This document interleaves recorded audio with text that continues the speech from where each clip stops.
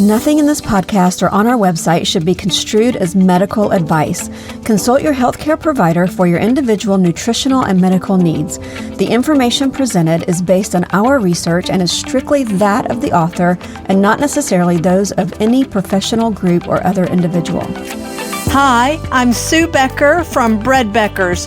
Welcome to Sue's Healthy Minutes. I'm so excited you've joined me today, and I hope this episode encourages you and allows you to find the answers you have been praying for the health of you and your family.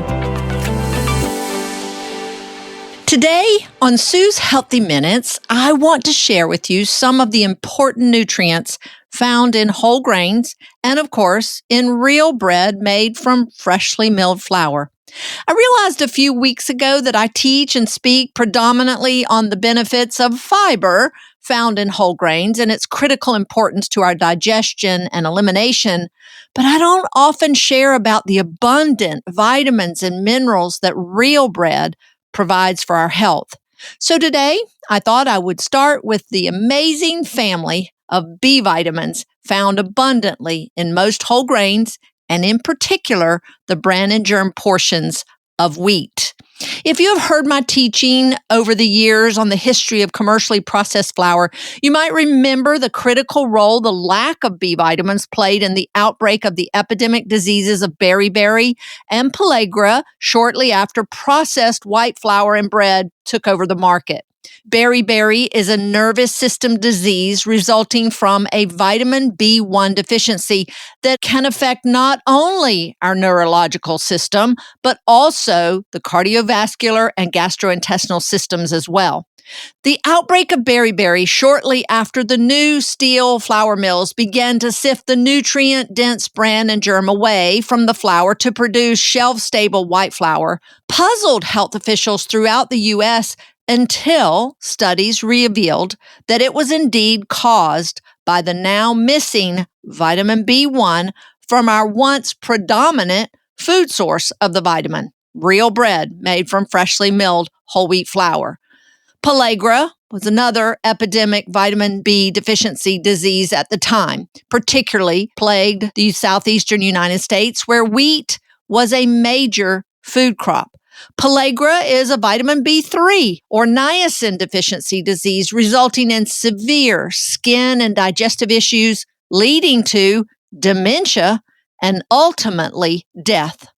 The discovery, if you will, of the causes of these deficiency diseases eventually led to the mandated enrichment of white flour in 1948, which returned a mere 3 of the missing B vitamins along with the essential trace mineral iron. It would take another 50 years before the effects of the missing folate, another B vitamin, once supplied by real whole wheat flour, would be realized and its synthetic form, folic acid, to be included in the enrichment of white flour. The 15 or more B vitamins that make up this critical family of nutrients are so meagerly supplied today in the standard American diet that almost every person is probably deficient to some degree or another. The famous biochemist of the early 1960s and 70s, the late Adele Davis, attributed this deficiency of B vitamins to the refining of wheat flour by the removal of the nutrient-dense bran and germ components of wheat. She stated that there are really only 4 good food sources of these B vitamins: liver, brewer's yeast, wheat germ, and the bran of brown rice. I would venture to say that most of us do not daily consume liver or brewer's yeast, so the loss of these nutrients from our daily bread, though enriched, has caused B vitamin deficiencies to be almost inevitable and has truly wreaked havoc on the health of America. So, what is this family of B vitamins that are so abundantly supplied in whole grains and real bread made from freshly milled wheat? And what role do they play in our health? Carbohydrate foods have long been touted as our body's supreme source of energy, particularly for physically active people. But How are they broken down from food to energy to be used by the body? The answer lies in a vital family of nutrients known as the B-complex vitamins. The B-complex family of vitamins act primarily as coenzymes, meaning they are substances that enhance or are necessary for the action of enzymes. Without coenzymes, enzymes cannot function in the body. Enzymes make the world within our bodies go round. Enzymes are the catalysts for most of our biological functions, such as digestion, our breakdown and use of nutrients, building muscles, and nerve functions. And each of the individual B vitamins plays a major function in the metabolism of carbohydrates, fats, and proteins. B vitamins appear to be needed equally by every cell in our body, while most other nutrients are more specifically required for certain cells and tissues. The late Dr. Robert Williams, who pioneered research of the B vitamin complex, points out that because these B vitamins, are needed equally by all cells, a deficiency can produce severe damage before an adverse condition is even realized. He goes on to state, however, that the damage is nevertheless very real, and that instead of one organ showing abnormalities, say as do the eyes due to a vitamin A deficiency, the entire body is greatly affected by a deficiency in any one of the B vitamins. But it cannot be stressed enough that the B vitamins are a family that not only work together, but also occur together in our food. Because of this, it is highly unlikely, if not impossible, that a person would be deficient in any one B vitamin without being deficient in all of them. Since whole grains, particularly wheat and freshly milled wheat flour, are such an abundant source of these critical B vitamins, with the exception of B12, it is no wonder that when real bread is incorporated into our daily meals, we see such varied and significant health benefits. Though the B vitamins do work together synergistically, they do still have specific functions individually in our bodies and for our cells. So let's look at the 4 most common B vitamins provided by real bread made from freshly milled flour, which were lost in the commercial processing of white flour, and the role they play at the cellular level. Their role is biologically vast, so I will be able to only highlight some of the basics. I'll start with vitamin B1, also known as thiamine. Thiamine is considered an essential vitamin because it cannot be made by the body, so must be obtained from our food or supplementation if necessary.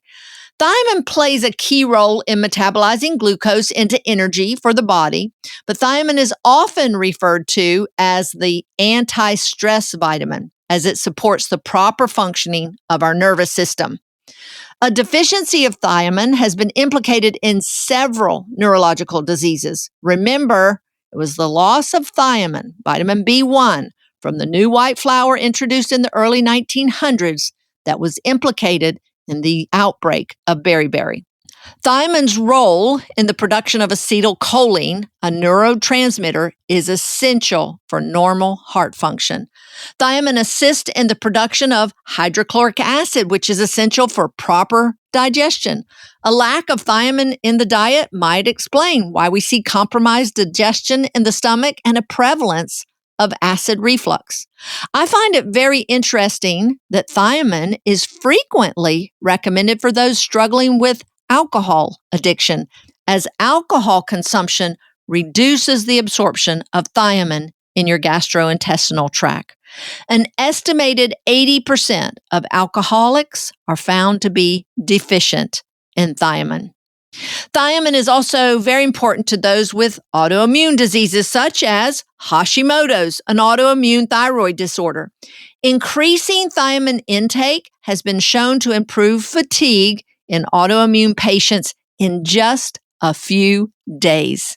And I certainly noticed this in just a matter of days after introducing Real Bread, a rich food source of thiamine, along with the other key B complex vitamins, into my daily diet.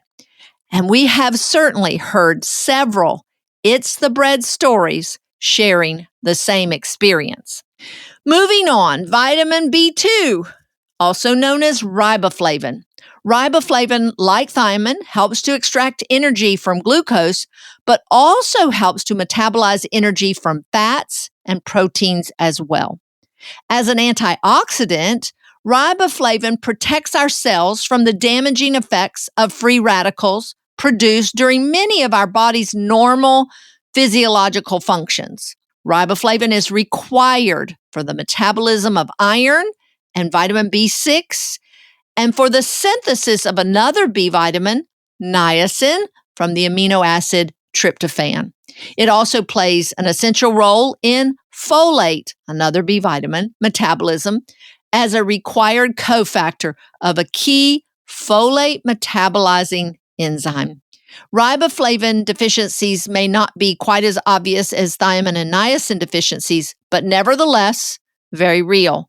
The most common ones typically show up as dry, flaky skin or cracked lips, especially at the lip corners, and eye sensitivity to light, to name just a few.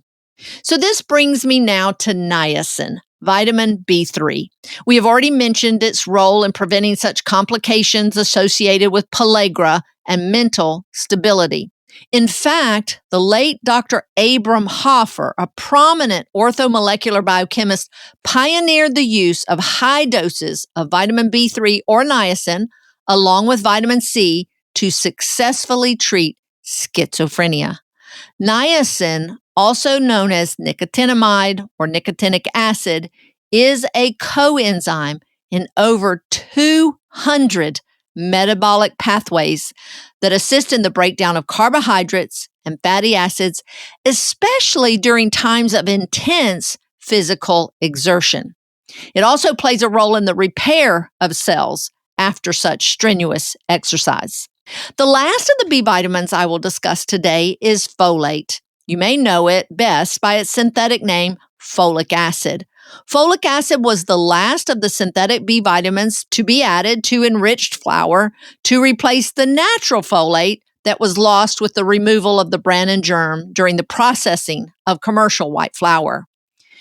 It was after more than 50 years of watching the rising incidence of neural tube birth defects that folate's role in cell division in the unborn baby during the first few weeks of pregnancy was realized.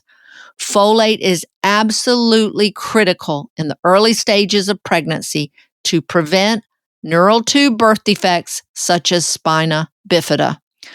Folate is also involved in the synthesis of DNA and the health of our red blood cells. Folate helps lower homocysteine levels in the blood.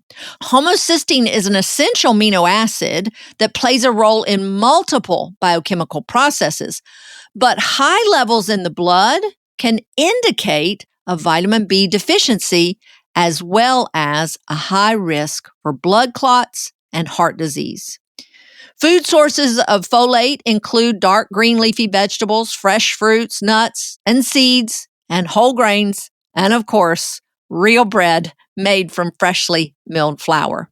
While it's fascinating to understand some of what each of these B vitamins do for our body, it is unrealistic to look at them separately, as they exist alone only in an experimental laboratory. While a deficiency in one B vitamin might predominate over another, if the first symptoms of that deficiency are recognized, it can serve as a warning signal that steps to improve your nutrition to receive all the B vitamins is important to overall good health. It is a well understood fact that all B vitamins work together. This cooperation is called synergistic action of the B vitamins. It is also important to understand that taking one or more B vitamins individually increases the need for the others not supplied. So it is equally important that the B vitamin family be obtained in their entirety, preferably from real food. Unfortunately, the enrichment done to commercially processed white flour replaces only 4 of the 7 B vitamins lost with the removal of the bran and germ. We must be aware that these synthetic forms of vitamins used to enrich our food, and not just our flour, cannot always perform the tasks they are supposed to do, and that consuming foods enriched with just a few of the B complex vitamins without the others actually increases our need for those not supplied. The consumption of foods such as enriched flour and breads with this out of balance source of B vitamins could perhaps be causing more harm than good. While we may no longer be experiencing such obvious diseases as beriberi and pellagra, we must ask ourselves, how many nervous disorders do we see in our country today? Or skin issues, gastrointestinal disturbances, dementia, and mental health problems? These are things we must consider. Perhaps the easiest and most delicious way to obtain these B complex of vitamins is in its natural balanced form in real bread made from freshly milled flour, as wheat and most whole grains are an abundant food source of the B complex vitamins. Years ago, when our family did own a bakery and we decided to have our bread laboratory tested, we milled the flour fresh just before mixing it into the dough. We knew that no database of nutrients would give us an accurate and nutritional analysis for freshly milled flour. So we baked our bread and sent it off to the laboratory to be tested. We also paid extra to have an initial analysis done for vitamin E. The lab was shocked to learn that we did nothing to enrich our flour. In fact, they questioned us several times to ask what we were adding to our flour to enrich it. But we continued to explain that nothing was added and nothing was taken away, and that we simply milled the flour just before using. The nutritional analysis was nothing short of amazing. While I do not necessarily agree that the RDA recommended daily allowance is sufficient to meet the nutritional requirements to promote health, for now it's a basic standard of measure. The bread we baked in our bakery was essentially my basic bread recipe.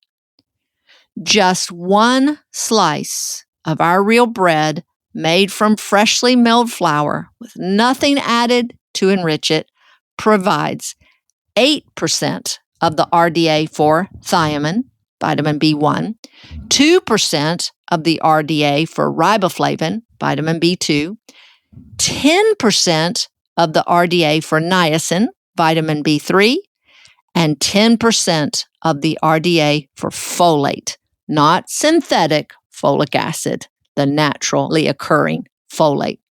In addition to 10% of the RDA for iron and 2% for calcium.